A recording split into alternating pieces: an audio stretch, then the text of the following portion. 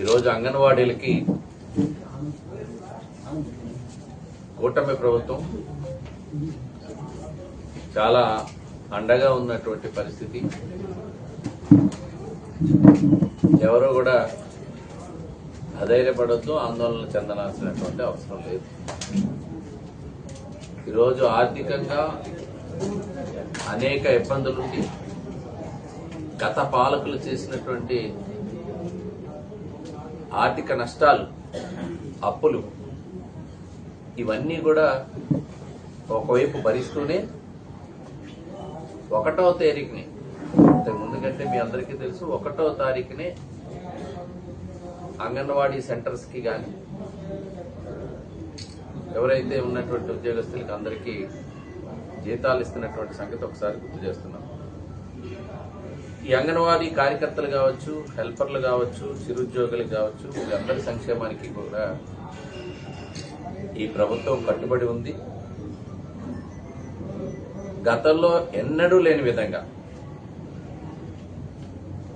చరిత్రలోనే తెలుగుదేశం పార్టీ హయాంలోనే చంద్రబాబు నాయుడు గారి నాయకత్వంలోనే 2 సార్లు కూడా వారి వేతనాలు పెంచినటువంటి ఘనత కూడా ఒక తెలుగుదేశం ప్రభుత్వానికే అది దక్కుతుంది. ఇప్పుడు కూడా ఆ వేతనాలు పెంచే ఆలోచన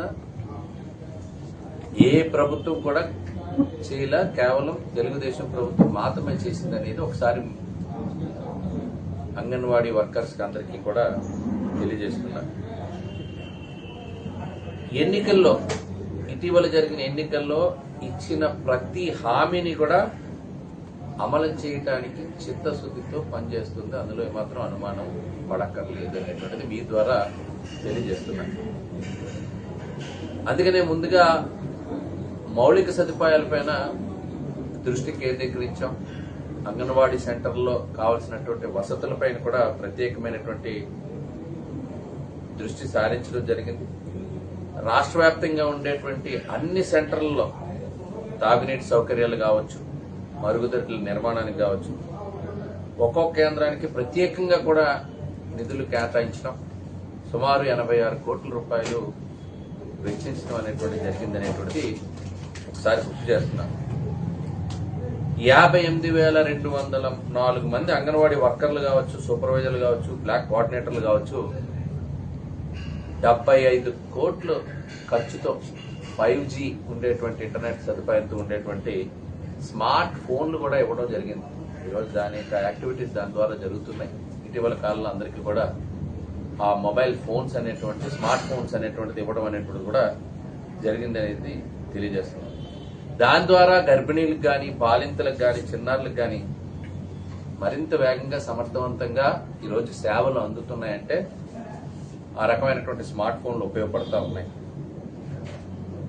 ఇంతకుముందు అంగన్వాడీ హాజరు 70% ఉంటే ఈ స్మార్ట్ ఫోన్స్ ఇవ్వడం ద్వారా 96% ఈరోజు హాజరు శాతం, అంటే పిల్లల హాజరు శాతం కూడా అంగన్వాడీ శాఖల్లో పెరిగిందనేటువంటిది ఇప్పుడు డైరెక్ట్ గా, ఇప్పుడు ప్రత్యక్షంగా వచ్చినటువంటి ఫలితం అది అనేటువంటిది మీకు తెలియజేస్తున్నాను.